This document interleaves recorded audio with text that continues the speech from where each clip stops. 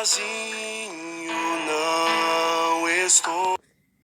Bom dia, irmãos, a graça e a paz. Vamos estar dando início aqui a mais um devocional, aquilo que o Espírito Santo tem colocado no meu coração. Espero compartilhar esse pão vivo do céu com vocês, que vocês estejam aptos a receber essa palavra, que em nome de Jesus, que pelo poder do Espírito Santo venha ser ministrado com autoridade, com poder e com graça. Amém? Então, acordei hoje glorificando ao nome do Senhor, exaltando o nome dele, porque ele é santo, né?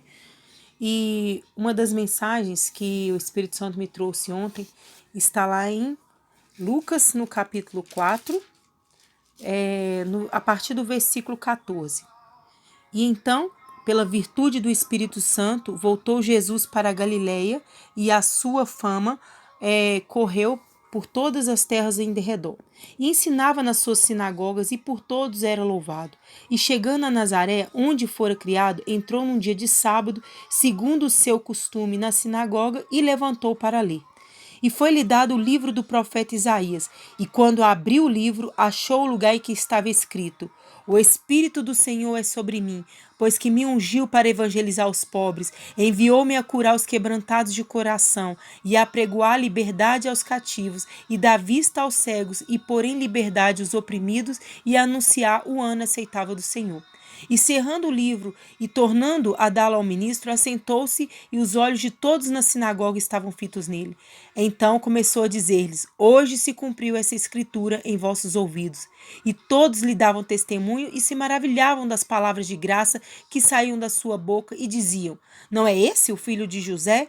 E eles lhe disse: Sem dúvida, me direis esse provérbio: Médico, cura-te mesmo, faze também aqui na tua pátria tudo o que ouvimos ter sido feito em Cafarnaum. E disse: Em verdade vos digo que nenhum profeta é bem recebido na sua pátria. Em verdade vos digo que muitas viúvas existiam em Israel no dia de Elias, quando o céu se cerrou por 3 anos e 6 meses, de sorte que em toda a terra houve grande fome, e nenhuma delas foi enviada a Elias, senão a Sarepta de Sidom, e uma mulher viúva.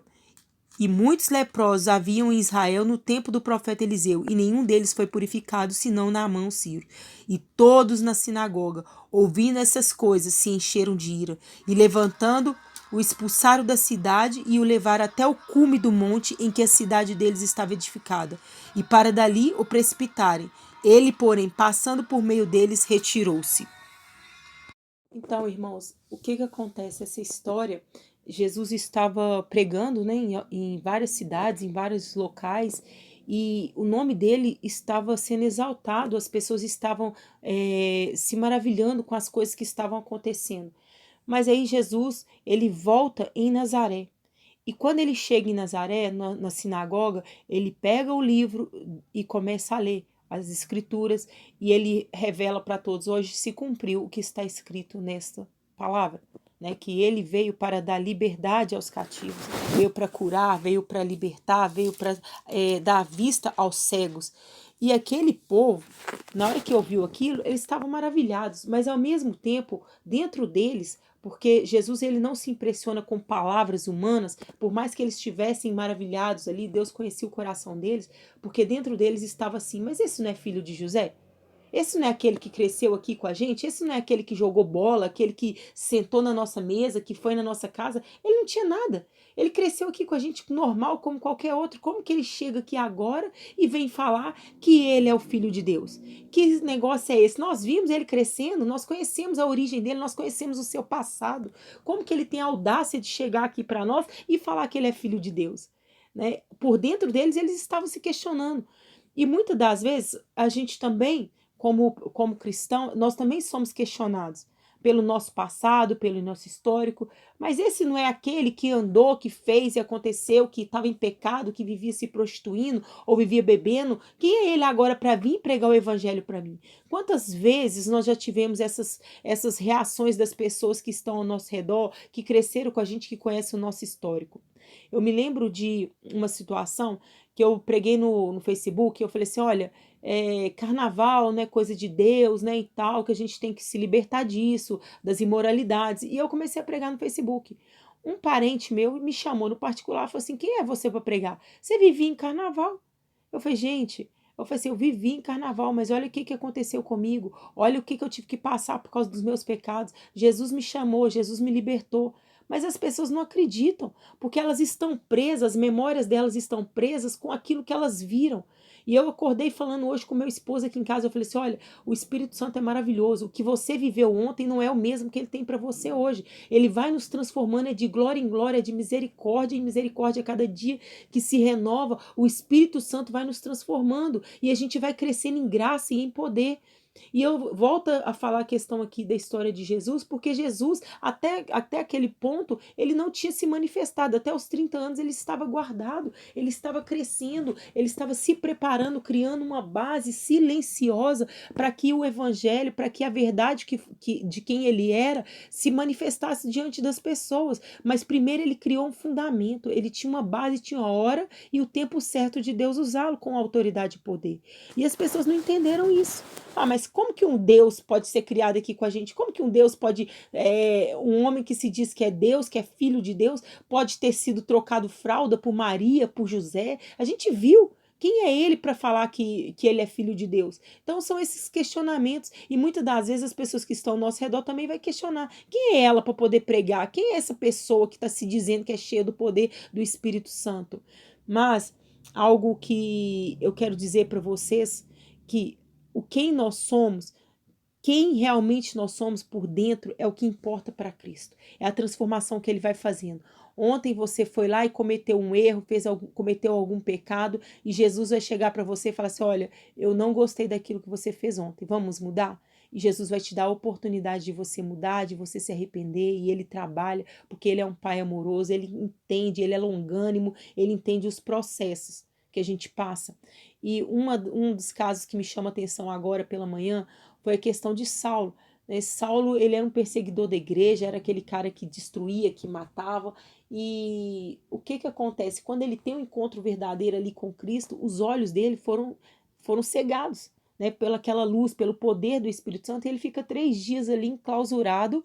E eu fico imaginando o que Paulo viu nesses 3 dias. Qual foi o nível de revelação? O que Deus foi falando, talvez mostrando a velha natureza, removendo aquela velha natureza dele e trazendo a verdade à tona, tirando a cegueira dele espiritual para que os olhos dele físicos pudessem ser abertos e ele deixasse de ser um perseguidor para ser um pregador do evangelho.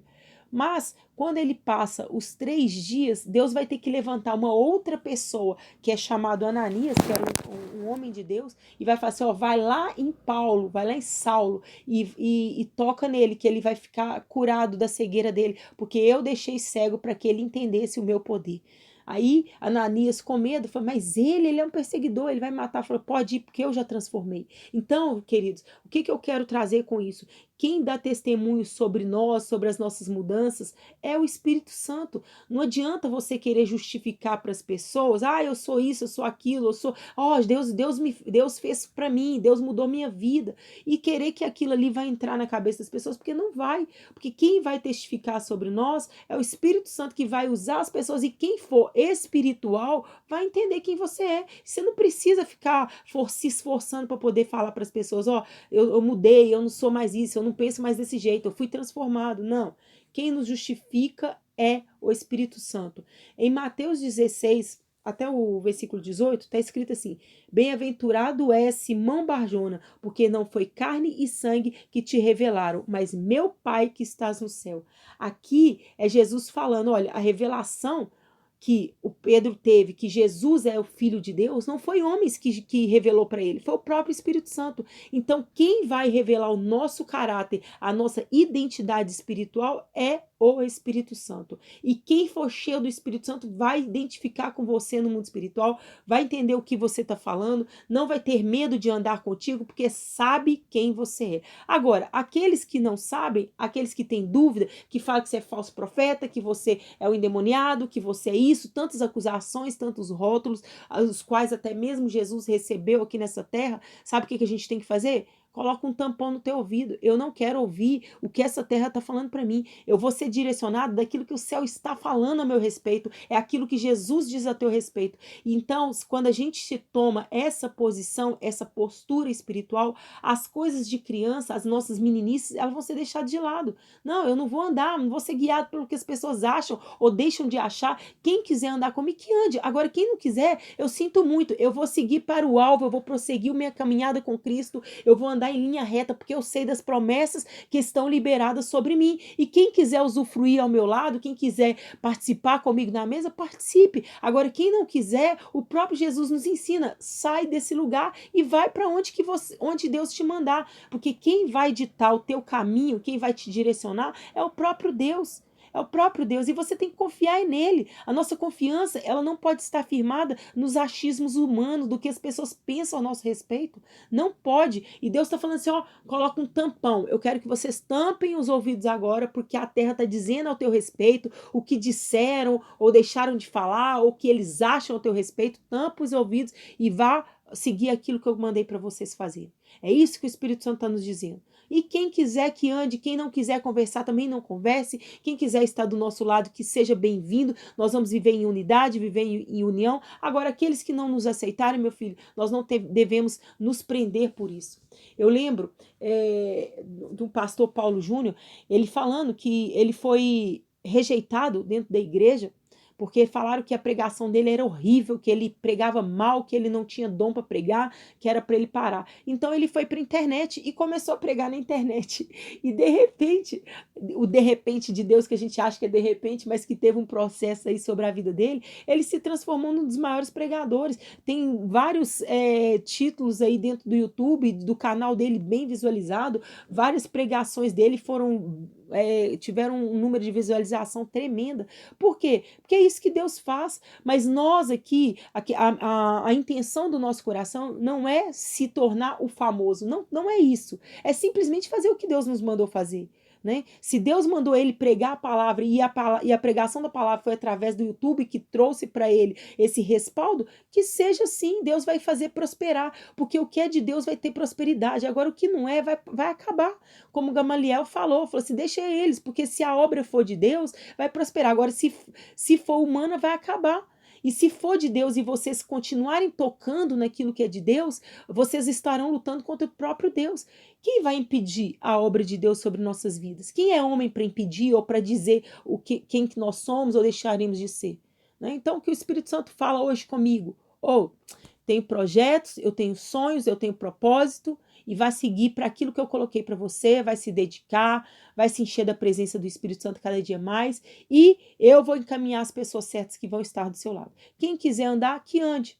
Né? Quem não quiser, também que a gente não venha ficar sentindo dores e traumas por ser rejeitado, por ser traído, por ser humilhado, porque Jesus passou por tudo isso por nós. Ele ensinou, eu sou o caminho. E o caminho que ele passou foi de rejeição, de humilhação, e ele venceu. Ele não deixou o propósito dele de lado por causa de sentimentos, por causa daquilo que pessoas fizeram com ele. Ele era bondade em pessoa, e ele se encheu de bondade e suportou o processo. E ele fala assim com nós nessa manhã: se eu suportei o processo, vocês também têm capacidade de suportar.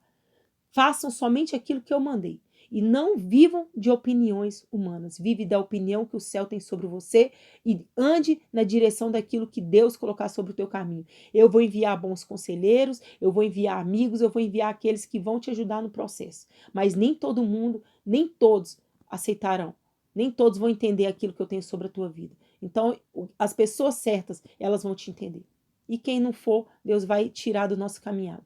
Amém? E que a gente não venha ficar triste por causa de pessoas que vão nos largando no meio do caminho, porque é assim mesmo, mas nossa fé, ela está firmada em Deus, amém? Então que Jesus abençoe vocês, que cada um seja livre de aceitação humana, porque é isso que o Espírito Santo me fala essa manhã, seja livre de aceitação humana, porque o poder de Deus, ele vai nos aperfeiçoar até o fim da nossa caminhada. Que Jesus abençoe e tenha um ótimo dia.